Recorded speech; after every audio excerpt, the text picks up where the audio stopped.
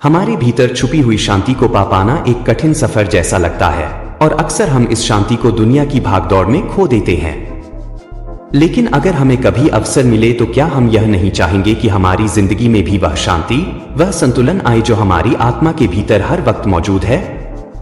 यह कहानी एक ऐसे युवा लड़के की है जो अपनी जिंदगी में असंख्य विचारों और अशांति से घिरा था। वह तलाश रहा था किसी ऐसी राह की जिस पर चलते हुए वह अपने भीतर की शांति पा सके। और फिर वह एक दिन गया गौतम बुद्ध के पास। उसने बुद्ध के पास पहुंचकर झुकते हुए प्रणाम किया और बड़े ही दीन स्वर में कहा, भगवान, मैं भीतर से बहुत व्याकुल हूं। मेरा मन कभी स्थिर नहीं रहता। मैं क्या करूं? कृपया मेरा मार्गदर्शन करें। बुद्ध ने अपनी आंखें खोलकर लड़के की ओर देखा। उनके चेहरे पर गहरी, शांत मुस्कान थी।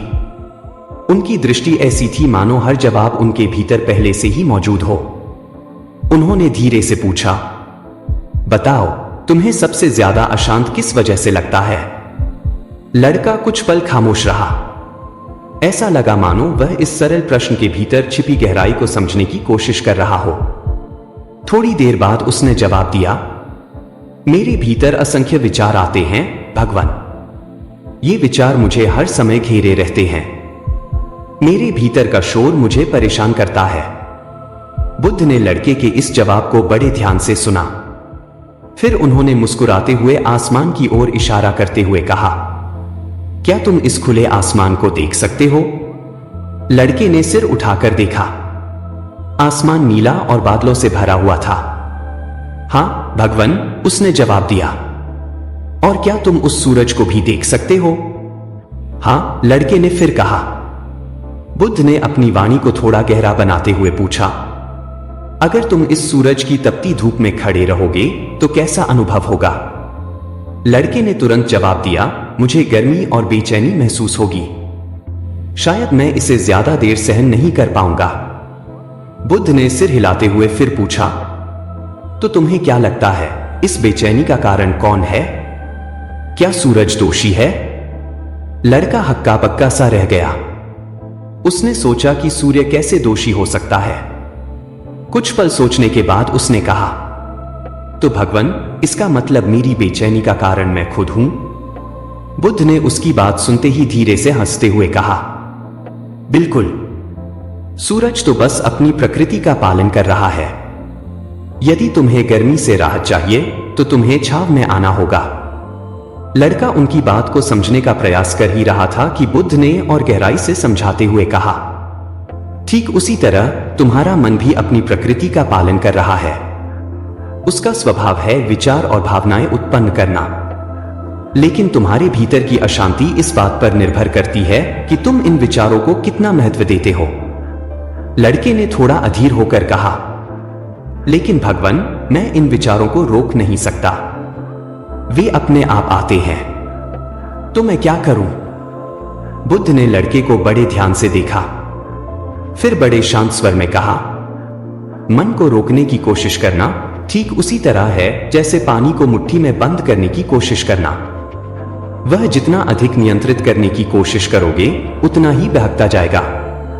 लेकिन इसका मतलब यह नहीं कि तुम अशांति में जीते रहो। उन्होंने एक ठंडी सांस लेते हुए कहा, मन को शांत करने का सबसे सरल तरीका है कार्य पर ध्यान केंद्रित करना। जब तुम हर काम को पूरी जागरूकता और आनंद के साथ करते हो तब तुम्हारा मन स्थिर और शांत हो जाता है। लड़का अब थोड़ा समझता हुआ प्रतीत हो रहा था। उसने पूछा, लेकिन भगवान, क्या कोई ऐसी तकनीक है जो मुझे हर समय अपने मन को नियंत्रित करने में मदद करे? बुद्ध ने मुस्कुराते हुए अपनी हथेली पर एक पत्थर उठाया और कहा, देखो, जैसे इस पत्थर को पानी पर फेंका जाए तो पानी में लहरें उठती हैं, लेकिन थोड़ी देर बाद पानी फिर स्थिर हो जाता है। विचार भी ऐसे ही हैं। वे स्वतः उठेंगे और शांत भी होंगे, बशर्ते तुम उनकी तरफ से अपना ध्यान हटा सको। उन्होंने लड़के से कहा, अब अपनी आंखें बंद करो और अपने भीतर उठने वाले हर विचार को देखकर उन्हें ऐसे स्वीकार करो जैसे वे कोई अस्थायी मेहमान हो। लेकिन उन विचारों में खो मत जाओ। जब तुम यह अभ्यास करोगे तो शांति स्वयं तुम्हारे पास आएगी। लड़के ने अपनी आंखें बंद कर ली। एक क्षण के लिए चारों ओर जैसे ठहराव आ गया। हवा की हल्की सिहरन और पक्षियों का चहचहाना वातावरण को दिव्य बना रहे थे। कुछ देर बाद लड़के के चेहरे पर पहली बार शांति की हल्की झलक दिखाई दी। लड़के ने कुछ देर तक अपनी आंखें बंद रखी। उसने पहली बार महसूस किया कि विचारों को रोकने की कोशिश के बजाय उन्हें देखना और छोड़ देना कितना सरल था। उसके भीतर का तूफान धीरे धीरे शांत होने लगा। जब उसने आंखें खोलीं, तो बुद्ध अब भी उसकी ओर देख रहे थे, अपनी वही गहरी और शांत मुस्कान के साथ। लड़के ने धीमी आवाज में कहा, भगवान, यह तो जादू जैसा था। मैं अपने भीतर इतनी शांति कभी महसूस नहीं कर पाया। लेकिन यह कितनी देर तक टिकेगी? क्या यह शांति मेरे पास हमेशा रह सकती है? बुद्ध ने उस प्रश्न का उत्तर देने की जगह दूसरी बात कही। तुम्हें क्या लगता है, इस पेड़ के नीचे छाव हमेशा रहती है? लड़का थोड़ी देर चुप रहा। उसने कहा, नहीं भगवान, जैसे जैसे दिन बीतता है, छाव का स्थान बदलता रहता है। बुद्ध ने सिर हिलाते हुए कहा, और अगर यह पेड़ काट दिया जाए तो क्या यहां छाव मिलेगी? लड़का थोड़ा असहज हुआ और बोला, नहीं भगवान, छाव पेड़ की वजह से है। बुद्ध ने उसकी आंखों में देखते हुए कहा, ठीक वैसे ही शांति तुम्हारे कार्य और ध्यान के पेड़ के नीचे रहती है। अगर यह पेड़ न हो तो तुम्हें शांति का अनुभव भी नहीं होगा। यह सुनकर लड़का थोड़ी उलझन में पड़ गया। उसने कहा, तो क्या शांति का अर्थ केवल कुछ क्षणों तक सीमित है? अगर यह स्थायी नहीं हो सकती तो इसे पाना क्यों चाहिए? बुद्ध हल्के से मुस्कुराए और बोले, शांति हमेशा स्थायी होती है। समस्या यह है कि मनुष्य इसे बाहरी चीजों में ढूंढता है। जिस क्षण तुम समझ जाओगे कि शांति तुम्हारे भीतर है और तुम्हारे कार्यों से जुड़ी है, उस क्षण यह तुम्हारे जीवन का हिस्सा बन जाएगी। बुद्ध ने एक और उदाहरण दिया। उन्होंने कहा, मान लो एक बर्तन में पानी है और उसमें गंदगी घुली हुई है। अगर तुम उसे हिलाते रहो तो गंदगी कभी नीचे नहीं बैठेगी। लेकिन यदि तुम उसे कुछ समय के लिए स्थिर छोड़ दो तो गंदगी नीचे बैठ जाएगी और पानी साफ हो जाएगा। तुम्हारे विचार भी वैसे ही हैं। अगर तुम उन्हें बार बार टटोलते रहोगे तो अशांति बनी रहेगी। लेकिन अगर तुम उन्हें स्थिर छोड़ दोगे और ध्यान से अपने काम में लग जाओगे तो तुम्हारे विचार अपने आप शांत हो जाएंगे। लड़के को पहली बार समझ आया कि उसकी समस्या की जड़ क्या थी। उसने गंभीर होकर कहा, तो भगवान, शांति पाने का पहला कदम क्या है? मुझे कहां से शुरुआत करनी चाहिए? बुद्ध ने इशारा करते हुए कहा, पहला कदम यह है कि तुम अपने दिन का हर कार्य पूर्ण जागरूकता और ध्यान से करो। चाहे वह भोजन करना हो, चलना हो या यहां तक कि किसी से बातचीत करना हो, हर क्षण को पूरी तरह अनुभव करो। जब तुम अपना ध्यान एक बिंदु पर स्थिर करोगे तो तुम्हारा मन भी स्वाभाविक रूप से शांत हो जाएगा। लड़के ने सिर झुका लिया। उसने सोचा, क्या यह वाकई इतना सरल है? मैंने हमेशा बड़े समाधानों के बारे में सोचा, लेकिन शायद उत्तर सरलता में ही छिपा हुआ है। लेकिन तभी एक और सवाल उसके मन में आया। उसने बुद्ध की ओर देखा और पूछा, भगवान, क्या मेरा अतीत भी मेरे अशांत मन का कारण हो सकता है? मेरे जीवन में कई कठिन पल आए हैं और वे यादें बार बार मेरे सामने आ जाती हैं। मैं उन्हें कैसे भूल सकता हूं? बुद्ध ने अपनी मुद्रा में थोड़ा बदलाव किया। वह अब लड़के के और भी करीब हो गए और बड़े सहज स्वर में बोले, अतीत की यादें आग की तरह हैं। यदि तुम उन पर पानी डालते हो तो वह बुझ जाएगी, लेकिन अगर तुम उन्हें बार बार छूते रहोगे तो वह तुम्हें जलाएगी। यादें तभी तुम्हें सताती हैं जब तुम उन्हें पल पल नया जीवन देते हो। उनसे छुटकारा पाने का एकमात्र तरीका है उन्हें स्वीकार कर लेना और आगे बढ़ना। यह सोचो कि जो हुआ वह तुम्हारे लिए एक सीख थी। उससे मिलने वाला अनुभव तुम्हारा शिक्षक है, लेकिन अगर तुम उन यादों को अपने दिल में बांध कर रखोगे तो यह केवल तुम्हें चोट पहुंचाएगा। लड़का गहरी सांस लेते हुए चुप हो गया, मानो वह उन शब्दों को आत्मसात कर रहा था। कहानी यहीं से और गहराई लेगी, अगले भाग में यह दिखेगा कि लड़का बुद्ध की शिक्षाओं का अपने जीवन में कैसे उपयोग करता है। लड़के ने बुद्ध के हर शब्द को मानो अपने हृदय में उतार लिया। अब उसे यह एहसास होने लगा था कि जो अशांति उसे इतने समय से परेशान कर रही थी वह उसकी अपनी सोच और अपने नजरिए का परिणाम थी। लेकिन समस्या अब भी बनी हुई थी। उसे नहीं पता था कि इन शिक्षाओं को अपने जीवन में उतारने की शुरुआत कैसे करनी है। लड़के ने फिर झुककर बुद्ध से कहा, भगवान, आपने जो कहा वह मेरे लिए नया प्रकाश लेकर आया है, लेकिन क्या आप मुझे कोई अभ्यास, कोई मार्ग दिखा सकते हैं जिससे मैं इन शिक्षाओं को सही तरीके से समझ सकूं और अपना जीवन बदल सकूं? बुद्ध मुस्कुराए और बोले, तुम्हें पहले अपने विचारों और अपनी सांसों का ध्यान रखना होगा। एक साधारण अभ्यास से शुरुआत करो। जब भी तुम्हारे भीतर अशांति हो तो केवल अपनी सांसों को देखो। जब तुम केवल अपनी सांसों का ध्यान रखते हो तो विचार अपने आप फीके पड़ने लगते हैं। यह कहते हुए बुद्ध ने अपने पास रखे मिट्टी के एक छोटे पात्र को उठाया और उसे पानी से भर दिया। उन्होंने पात्र को लड़के की ओर बढ़ाया और कहा, इसे अपने दोनों हाथों में पकड़ो। लड़के ने पात्र को अपने हाथों में पकड़ लिया। बुद्ध ने कहा, अब इसे गिराए बिना ध्यान दो कि पानी हिलता है या स्थिर है। लड़के ने पात्र को स्थिरता से पकड़ा और देखा कि पानी पूरी तरह शांत है। उसने कहा, भगवान, जब मैं इसे स्थिर रखता हूं तो पानी शांत रहता है। बुद्ध ने सिर हिलाते हुए कहा, यह तुम्हारे मन की तरह है। जब तुम्हारा ध्यान हर ओर दौड़ता रहता है तो मन अशांत हो जाता है, लेकिन जब तुम्हारा ध्यान एक बिंदु पर स्थिर होता है, जैसे अभी तुम्हारा ध्यान इस पात्र में पानी पर है, तो मन भी स्थिर हो जाता है। लड़के ने यह सुनकर पूछा, लेकिन भगवान, क्या केवल ध्यान ही काफी है? मेरा जीवन कई समस्याओं और जिम्मेदारियों से भरा हुआ है। उन सब के बीच यह सब कैसे संभव है?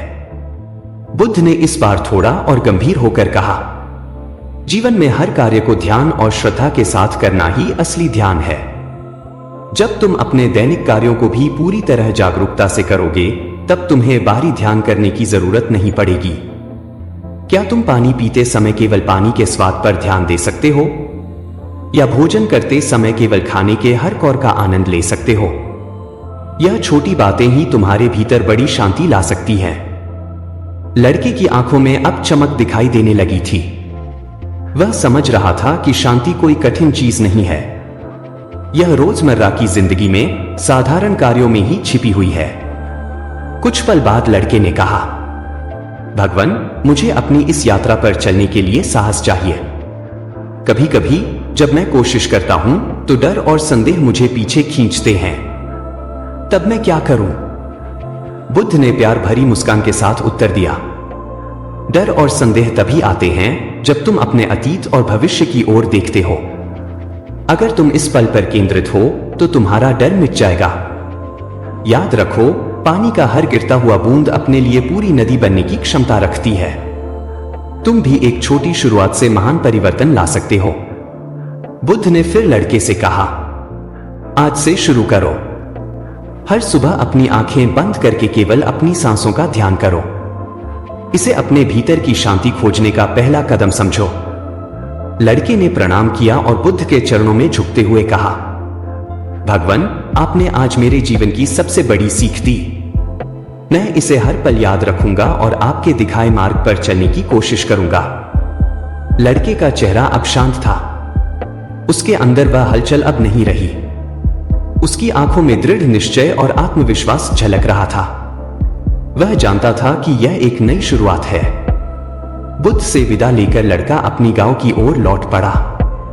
मन अब भी हल्का था और पहली बार ऐसा लग रहा था जैसे भीतर कोई आवाज धीरे धीरे कह रही हो, शांति तुम्हारे भीतर ही है, बस इसे महसूस करना है। गांव लौटने के बाद उसने अपनी दिनचर्या में छोटे छोटे बदलाव करने शुरू किए। सुबह सूरज उगते ही वह जाग जाता और बुद्ध के बताए अभ्यास के अनुसार बैठकर अपनी सांसों को ध्यान से देखने लगता। पहले पहल उसके मन में अनगिनत विचार आते, कभी अतीत की यादें तो कभी भविष्य की चिंताएं। लेकिन बुद्ध के शब्द उसे याद आते, सोचो मत, बस सांसों को महसूस करो। धीरे धीरे विचारों का शोर कम होने लगा। लड़के ने महसूस किया कि अक्सर वह काम करते समय अपने मन को हर ओर भटकने देता था। अब उसने बुद्ध की सिखाई हुई बात को अपनाया, हर कार्य को पूर्ण जागरूकता से करो। वह जब खेत में काम करता तो अपने हाथों से मिट्टी की खुशबू महसूस करता। जब वह फसल काटता तो हवा में पत्तियों की आवाज सुनता। यह साधारण सी बातें पहले उसने कभी ध्यान से महसूस ही नहीं की थी। धीरे धीरे उसे हर काम में आनंद आने लगा, यहां तक कि वह दूसरों से बातचीत करते समय भी पूरा ध्यान उनकी बातों पर लगाता।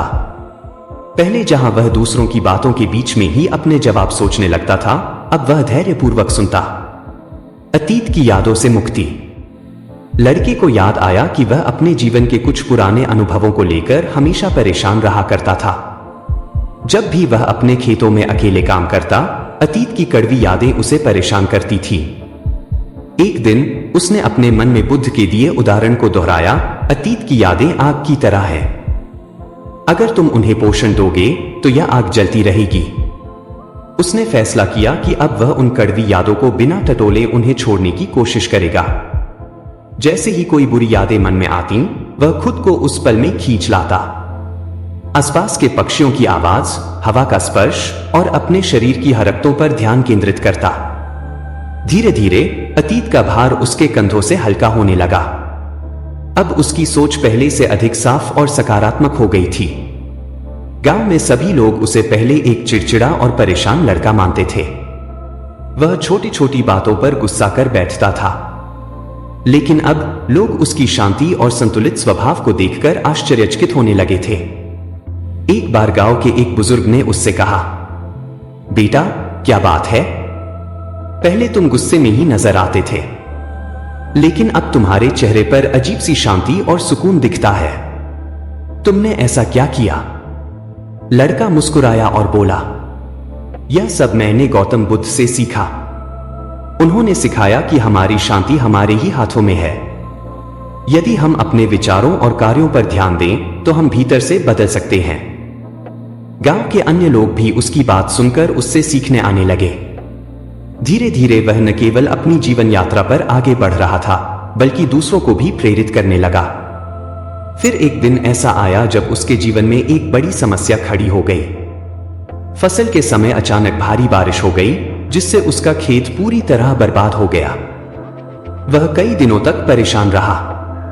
पुराने समय में वह शायद दूसरों पर गुस्सा करता या अपना दुख बाहर निकालने की कोशिश करता, लेकिन अब उसने एक अलग रास्ता चुना।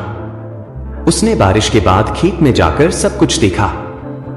मन अशांत होने लगा, लेकिन उसने गहरी सांस ली और स्वयं से कहा, हर चीज अस्थायी है। जैसे धूप और छाव आती जाती रहती हैं, वैसे ही यह समस्या भी स्थायी नहीं है। मुझे केवल सही काम करने की जरूरत है। यह सोचकर वह धीरे धीरे खेत को फिर से ठीक करने में जुट गया। वह पहले की तुलना में अधिक मेहनत करने लगा, लेकिन भीतर एक विश्वास था कि स्थिति ठीक हो जाएगी। गांव के लोग उसकी नई शक्ति और संयम को देख रहे थे। उन्होंने पूछा कि क्या वह अपनी यह सीख सबके साथ बांट सकता है। लड़के ने अपनी एक साधारण सी यात्रा को गांव में आने वाले हर व्यक्ति को बताना शुरू किया। लड़के ने अपनी फसल बर्बाद होने के बावजूद दृढ़ निश्चय से मेहनत करना शुरू कर दिया। उसके संयम और सकारात्मकता ने गांव वालों को भी प्रेरित किया। धीरे धीरे उसके खेत फिर से हरियाली से भरने लगे। यह देखकर गांव के बुजुर्ग और साथी किसान उससे सीखने आने लगे। गांव के पंचायत प्रमुख ने एक दिन उसे बुलाकर कहा, बेटा तुम्हारी कहानी सुनकर हमें यकीन हो गया है कि शांति और धैर्य ही हर समस्या का समाधान है। हम चाहते हैं कि तुम गांव के लोगों को नियमित रूप से एकत्र करो और उन्हें अपनी सीख से मार्ग दिखाओ। लड़के को पहले हिचकिचाहट हुई। उसने सोचा, मैं तो बस अपनी साधारण कोशिश कर रहा हूं, क्या मैं दूसरों को सिखाने लायक हूं? लेकिन तुरंत उसे गौतम बुद्ध का एक और पाठ याद आया, तुम्हारी यात्रा व्यक्तिगत हो सकती है, लेकिन उसका प्रभाव सामूहिक हो सकता है। अगर तुम्हारे भीतर की शांति दूसरों को मदद कर सके तो उसे रोकना मत। लड़के ने सहमति जताई।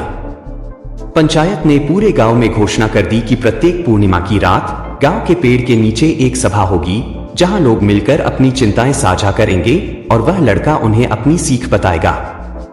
पहली सभा में पूरा गांव इकट्ठा हुआ। लोग उसकी बातें सुनने को उत्सुक थे। लड़के ने सहजता से अपनी कहानी सुनाई, कैसे वह अपने विचारों और परिस्थितियों से परेशान रहता था और कैसे बुद्ध की सिखाई पद्धति ने उसके जीवन को बदल दिया। लड़के ने गांव वालों को पहला अभ्यास सिखाया, अपनी सांसों को महसूस करना। जब भी परेशान हो, बस बैठें और 10 गहरी सांसें लें। यह आपको इस पल में वापस लाने का सबसे सरल तरीका है। लोगों ने उसी रात इस अभ्यास को आजमाया और कई ने कहा कि यह उन्हें हल्का महसूस कराने लगा। कुछ महीनों में गांव में सकारात्मक बदलाव दिखने लगे। जहां पहले छोटी छोटी बातों पर झगड़े हो जाते थे, अब लोग आपस में शांतिपूर्ण ढंग से बातचीत करते। युवा किसान जो मौसम की मार और कर्ज से परेशान रहते थे, उन्होंने लड़के की शिक्षाओं के आधार पर अपने जीवन में धैर्य और सुकून लाना शुरू कर दिया। एक महिला जो अपनी परिवार की समस्याओं से निराश थी, ने सभा में आकर कहा, यह सीखने के बाद कि अतीत को छोड़ देना ही शांति का मार्ग है, मेरा जीवन बदल गया है। मैं अब अपनी समस्याओं को सहजता से स्वीकार कर रही हूं और उन्हें सुलझाने की दिशा में सोच रही हूं। धीरे धीरे गांव की इस सभा की खबर अन्य गांवों तक भी पहुंचने लगी। आसपास के गांवों के लोग भी उस लड़के से मिलने और सीखने आने लगे। लड़के का जीवन एक अलग दिशा में बढ़ रहा था। एक दिन एक व्यापारी दूर के गांव से आया। उसने सभा में लड़के से पूछा, तुम यह सब कैसे करते हो?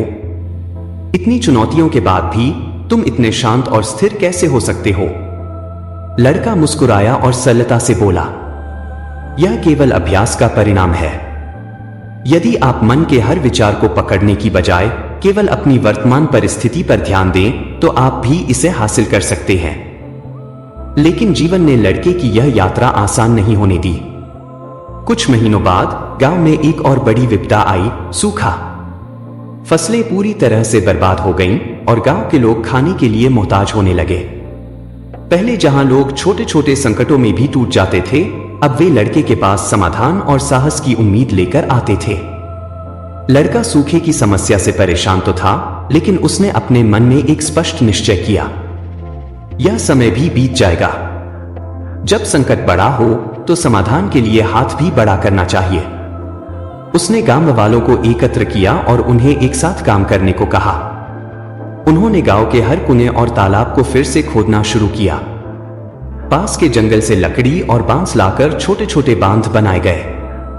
लड़के ने हर किसी को यह समझाया कि अशांति और निराशा से लड़ने का सबसे बड़ा उपाय सामूहिक प्रयास है।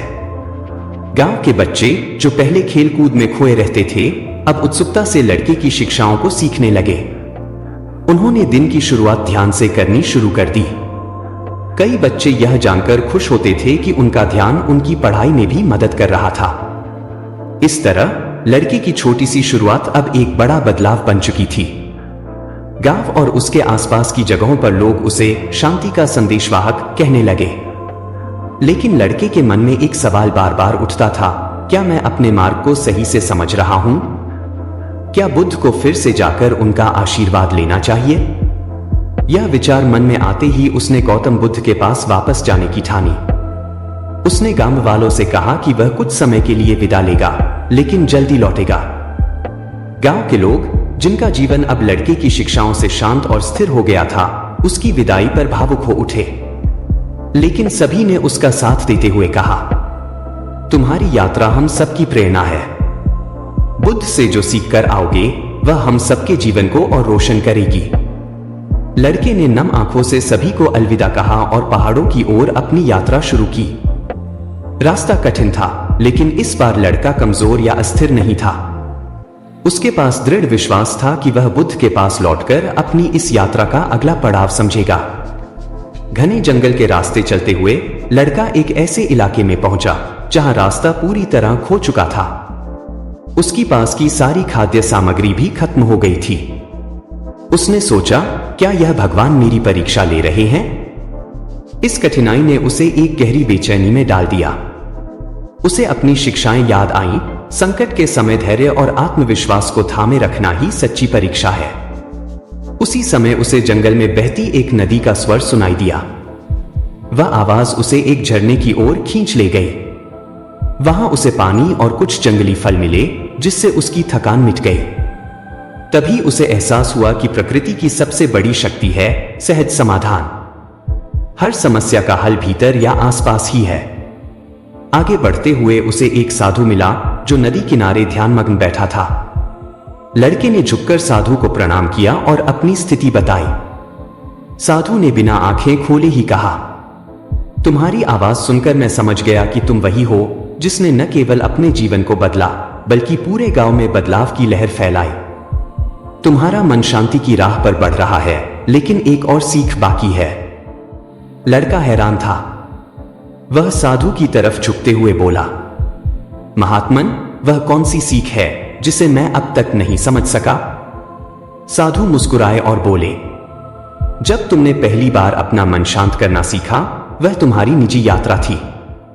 जब तुमने गांव वालों को सिखाया, वह तुम्हारा कर्म था। लेकिन सच्चा ज्ञान तब मिलेगा जब तुम दूसरों के दुखों को अपना समझने लगोगे और उनके समाधान के लिए पूरी तरह अपना योगदान दोगे। साधु ने उससे कहा कि उसकी यात्रा तब पूरी होगी जब वह गौतम बुद्ध से यह समझेगा कि सेवा और समर्पण का अंतिम अर्थ क्या है। लड़का आखिरकार उस स्थान पर पहुंचा जहां गौतम बुद्ध ध्यान कर रहे थे। वह उनके पास गया और झुककर उनके चरणों में गिर गया। भगवान, मैंने आपके दिखाए रास्ते पर चलना शुरू किया और अपनी समस्याओं को शांति में बदल दिया। गांव के लोगों ने भी सीखा, लेकिन अब मेरे मन में एक शून्यता है। ऐसा लगता है जैसे मैं कुछ समझने में असमर्थ हूं। कृपया मेरा मार्गदर्शन करें। बुद्ध ने मुस्कुराते हुए पूछा, तुमने शांति को समझा, लेकिन क्या तुमने करुणा को पूरी तरह से अपनाया? लड़का थोड़ा सोचने लगा और बोला, भगवान, मैं करुणा को महसूस करता हूं, लेकिन मुझे ऐसा लगता है कि मैं इसे पूरी तरह से जीवन में उतार नहीं पाया हूं। बुद्ध ने लड़के को 3 प्रश्नों की परीक्षा दी। 1. अगर कोई तुम्हारे द्वार पर मदद मांगने आए लेकिन तुम्हारे पास कुछ न हो तो तुम क्या करोगे? लड़का बोला, मैं अपने श्रम या समय से उनकी मदद करने की कोशिश करूंगा। बुद्ध मुस्कुराए। 2. अगर कोई तुम्हारे साथ अन्याय करे तो क्या तुम उसे समझोगे या उसके प्रति क्रोध पालोगे? लड़के ने ठहर कर कहा, मैं उसे समझने की कोशिश करूंगा, लेकिन कभी कभी क्रोध मुझ पर हावी हो जाता है। बुद्ध ने सिर हिलाते हुए कहा, तुमने ईमानदारी से उत्तर दिया। यही सच्चा पहला कदम है। 3. अगर तुम्हें सब कुछ छोड़ना पड़े और केवल दूसरों की सेवा में लगना पड़े तो क्या तुम तैयार हो? यह प्रश्न सुनते ही लड़का मौन हो गया। उसकी आंखों में हल्का सा भय झलका। बुद्ध ने उसके भाव पढ़ लिए। उन्होंने कहा, डरो मत। करुणा का अर्थ अपने अस्तित्व को समाप्त करना नहीं है, बल्कि उसे दूसरों के उत्थान का माध्यम बनाना है। बुद्ध ने उसे सेवा, समर्पण और आत्मत्याग की गहराइयों को समझाया। उन्होंने बताया कि शांति केवल अपने भीतर का विषय नहीं है, इसे दुनिया में फैलाना हर मनुष्य का धर्म है। जब तक सभी शांत नहीं होते, तुम्हारी शांति अधूरी है। यह सुनकर लड़के को एहसास हुआ कि उसकी यात्रा अभी शुरू ही हुई है। वह बुद्ध से विदा लेकर लौटने लगा, लेकिन इस बार उसका उद्देश्य केवल अपने गांव तक सीमित नहीं था। जब वह अपने गांव लौटा तो उसने लोगों से एक नई योजना पर बात की। गांव के बच्चों को जीवन के मूल्यों की शिक्षा देना, बुजुर्गों के साथ बैठकर उनकी कठिनाइयों को साझा करना और हर व्यक्ति को एक दूसरे के साथ सहानुभूति और सहयोग में जोड़ना। लड़के की यात्रा अब केवल उसके व्यक्तिगत जीवन का हिस्सा नहीं रही, बल्कि समाज में बदलाव की एक लहर बन गई। उसने गांव और आसपास के क्षेत्रों को एक ऐसा समुदाय बनाया जहां हर व्यक्ति न केवल स्वयं शांत था, बल्कि दूसरों को भी शांतिपूर्ण बनाने का प्रयत्न करता था। लड़के की शिक्षाओं और उसके शांत व्यक्तित्व की गूंज अब गांवों की सीमाओं को लांघ चुकी थी। एक दिन सम्राट अश्वकेतु के दरबार में एक सैनिक आया और बताया, महाराज, पहाड़ों के उस पार एक साधारण युवक है जो बुद्ध के मार्ग पर चलकर लोगों के जीवन बदल रहा है। गांवों में अशांति और क्लेश अब समाप्त हो रहे हैं। लोग उसकी शिक्षाओं से प्रेरित होकर शांतिपूर्ण और आनंदित जीवन जीने लगे हैं। सम्राट ने पहले तो इस समाचार को हल्के में लिया। उन्होंने सोचा, कोई साधारण लड़का पूरे साम्राज्य को कैसे प्रभावित कर सकता है। लेकिन जब उस संदेश के बारे में कई दरबारियों और मंत्रियों ने भी वही बातें सुनाई, तो सम्राट ने लड़के से मिलने का फैसला किया। लड़का अपने गांव में अपनी शिक्षाओं का विस्तार कर रहा था जब राजा का दूत उनके पास पहुंचा। दूत ने झुककर कहा, सम्राट अश्वकेतु आपके ज्ञान और प्रभाव से प्रभावित होकर आपको राजमहल बुलाना चाहते हैं। वह जानना चाहते हैं कि आपकी शिक्षाएं उनकी प्रजा और साम्राज्य के लिए कैसे उपयोगी हो सकती हैं। लड़के ने अपने अंदर एक क्षणिक संशय महसूस किया। उसने सोचा, मैंने तो बस अपने अनुभव साझा किए थे। क्या मैं राजाओं और साम्राज्यों को सिखाने योग्य हूं? लेकिन तुरंत ही उसे गौतम बुद्ध का वो पाठ याद आया, तुम्हारी सबसे सरल सेवा भी असीम प्रभाव पैदा कर सकती है। कभी भी अपनी भूमिका को छोटा मत समझो। लड़के ने राजा का निमंत्रण स्वीकार कर लिया और राजमहल की ओर यात्रा शुरू की। जब लड़का राजमहल पहुंचा तो सम्राट अश्वकेतु अपने दरबार में कई विद्वानों, सेनापतियों और राजकुमारों के साथ बैठा था। लड़के को सामने आते देख उन्होंने कहा, क्या तुम वही हो जिसने एक छोटे से गांव से इस बदलाव की लहर शुरू की? लड़के ने आदरपूर्वक उत्तर दिया, महाराज, मैंने केवल गौतम बुद्ध की शिक्षाओं को समझने और उन पर अमल करने की कोशिश की। जो बदलाव आप देख रहे हैं वह इन शिक्षाओं की शक्ति है, मेरी नहीं। राजा ने उसकी विनम्रता पर मुस्कुराते हुए पूछा, तो क्या तुम मुझे और मेरे दरबार को सिखा सकते हो कि अशांति और लालसा से मुक्त होकर शांति में कैसे जिया जा सकता है? लड़के ने शांत स्वर में कहा, राजन, शांति केवल सिखाई नहीं जा सकती, यह अनुभव से आती है। अगर आप सच में इसे समझना चाहते हैं तो आपको इसे अपने जीवन में अमल में लाना होगा। लड़के ने सम्राट और उनके दरबारियों को ध्यान का एक साधारण अभ्यास सिखाया। उसने कहा, 5 मिनट के लिए अपनी आंखें बंद करें और हर विचार को जैसे का तैसे आते और जाते देखने की कोशिश करें। न उसे पकड़े, न उसे रोके, बस उसकी साक्षी बने। दरबार में कुछ लोग इस अभ्यास को लेकर असहज थे। कुछ ने इसे किया लेकिन अपने संदेह बनाए रखा। पर सम्राट अश्वकेतु को इसमें एक अनोखा अनुभव हुआ। जब अभ्यास समाप्त हुआ तो उन्होंने गहरी सांस लेते हुए कहा, यह पहली बार है कि मेरी तमाम चिंताओं और जिम्मेदारियों के बीच मुझे शांति का एक क्षण मिला है। लड़के ने उत्तर दिया, महाराज, यही शुरुआत है। शांति हर इंसान के भीतर होती है, लेकिन वह बाहरी अराजकता में खो जाती है। इसे वापस पाने का एकमात्र मार्ग है अपने भीतर झांकना। सम्राट ने उसके ज्ञान से प्रभावित होकर पूछा, अगर यह सच है तो क्या तुम्हारी शिक्षाएं एक पूरे साम्राज्य को बदल सकती हैं? क्या मैं इस विशाल साम्राज्य को युद्ध और संघर्ष से निकालकर शांति में ला सकता हूं? लड़का क्षण भर के लिए चुप रहा। उसने फिर कहा, राजन, साम्राज्य के हर व्यक्ति की शांति आपकी व्यक्तिगत शांति पर निर्भर करती है। अगर आप भीतर से शांत, दयालु और न्यायप्रिय हो गए तो यह प्रभाव स्वतः जनता तक पहुंचेगा। सम्राट अश्वकेतु ने यह सुनकर ठान लिया कि वह अपने जीवन में बदलाव लाएंगे और बुद्ध की शिक्षाओं पर अमल करेंगे। उन्होंने लड़के से आग्रह किया कि वह कुछ समय राजमहल में रुके और उनके परिवार व दरबारियों को शिक्षित करे। लड़का महल में रुका और वहां से एक नया आंदोलन शुरू किया। उसने केवल शांति और ध्यान का संदेश ही नहीं फैलाया, बल्कि हर इंसान को यह समझाने का प्रयास किया कि उनकी शक्ति उनके कार्यों और विचारों में छिपी है। महल से शुरू हुआ यह आंदोलन धीरे धीरे पूरे साम्राज्य में फैलने लगा। गांव-गांव, शहर-शहर लोग ध्यान, प्रेम और करुणा की इन शिक्षाओं को अपनाने लगे। सम्राट अश्वकेतु का साम्राज्य अब एक नए युग में प्रवेश कर चुका था। उन्होंने अपने दरबारियों और जनता को शांति और करुणा की महत्वता के बारे में जागरूक किया। अब सिर्फ युद्ध और विजय की बातें नहीं, बल्कि शांति, समर्पण और सत्य की बातें होने लगी। लड़के, जिसे अब उनके दरबार में ध्यान ज्ञानी के नाम से जाना जाने लगा था, ने धीरे धीरे पूरे साम्राज्य में शांति फैलाने का काम किया। उसकी शिक्षाओं का प्रभाव न केवल गांवों और कस्बों में हुआ, बल्कि बड़ी बड़ी किलों और महलों में भी हुआ। सम्राट ने आदेश दिया कि हर गांव में ध्यान केंद्र स्थापित किए जाएं, जहां लोग अपने व्यस्त और तनावपूर्ण जीवन से बचकर आकर मानसिक शांति और संतुलन पा सके। उनके प्रयासों से कुछ ही महीनों में साम्राज्य में एक गहरी शांति फैलने लगी। वाणिज्यिक सौदागरी में मंदी और तनाव के बावजूद लोग अपने दिलों में नई उम्मीद और शांति महसूस करने लगे। वे अब अपनी जिम्मेदारियों को हल्के मन से पूरा करने लगे थे। लेकिन हर अच्छे बदलाव के साथ कुछ चुनौतियां भी होती हैं। पड़ोसी राज्य, जिसे कृष्णपुर के नाम से जाना जाता था, में अंदरूनी संघर्ष और अशांति बढ़ने लगी। वहां के शासक का साम्राज्य कठिन परिस्थितियों का सामना कर रहा था और युद्ध के आसार बन रहे थे।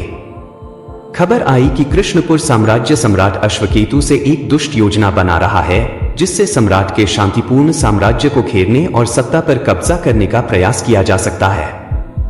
सम्राट अश्वकेतु ने यह खबर सुनते ही लड़के को बुलाया। लड़के ने धैर्यपूर्वक सम्राट से कहा, राजन, शक्ति और धन से कोई भी साम्राज्य स्थिर नहीं रहता। अगर कृष्णपुर में कोई अशांति है तो उसे समझने की आवश्यकता है। यदि आप शांति और सामंजस्य का रास्ता अपनाते हैं तो पूरा साम्राज्य खुद ब खुद उस दिशा में बढ़ेगा। सम्राट ने लड़के से सहमति जताई, लेकिन साथ ही सवाल किया, क्या हमें अपने साम्राज्य की रक्षा नहीं करनी चाहिए? लड़के ने कहा, रक्षा करने के लिए हिंसा का सहारा लेने से कोई वास्तविक सुरक्षा नहीं मिलती। सबसे बड़ा युद्ध तब होता है जब आप अपने भीतर के डर और क्रोध को पराजित करते हैं।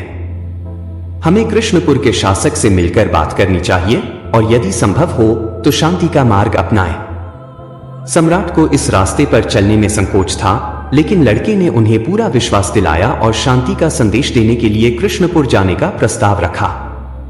लड़का सम्राट अश्वकेतु के साथ कृष्णपुर की यात्रा पर निकल पड़ा।